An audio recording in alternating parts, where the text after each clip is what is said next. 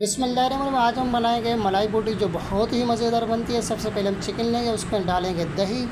दही के बाद में डालेंगे मलाई। मलाई के बाद में डालेंगे लहसुन अदरक का पेस्ट। उसके बाद में हरा धनिया, हरी मिर्च और पुदीने की चटनी डालेंगे जो पेस्ट करके मैंने डाली। उसके बाद में हम डालेंगे कुछ मसाले, मलाई बोटी, नमक, ज़ीरा, सफ़ेद मिर्च। उसके बाद में हम डालेंगे इसमें सिरका, क्योंकि सिरका लाजमी होता है, बंदे को डालना चाहिए।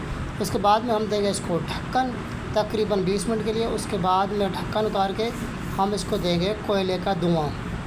हमने कोयला पहले चूल्हे पर रखा था, जल गया था। उसके बाद में हमने रखा एक पेपर अंदर, उसके ऊपर रख दिया कोयला। थोड़ा सा हम इसके ऊपर घी डालेंगे और देंगे ढक्कन। तकरीबन 2 मिनट के बाद में आप ढक्कन उतार दें। अब बारी आती है इन बूटियों को स्टिक में डालना, जैसे कि स्टिक में फुल करना। तो हम जल्दी जल्दी से स्टिक में लगा लेते हैं। जितनी भी स्टिक बनेगी उसमें हम डाल देंगे। उसके बाद में हम पैन रखेंगे, हल्का सा ऑयल गर्म हो और हम डालेंगे ये स्टिक। उसी के साथ साथ आप हमारे यूट्यूब चैनल पर नए हैं तो हमारे यूट्यूब चैनल को सब्सक्राइब करें और बेल आइकन की घंटी को लाजमी बजाएं।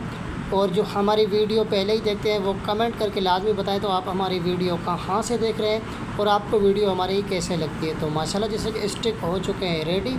ये एक वाहिद मलाई बोटी है जिसको आप घर में बनाएंगे, बहुत ही मज़ेदार बनेगी, बहुत ही पावरफुल बनेगी।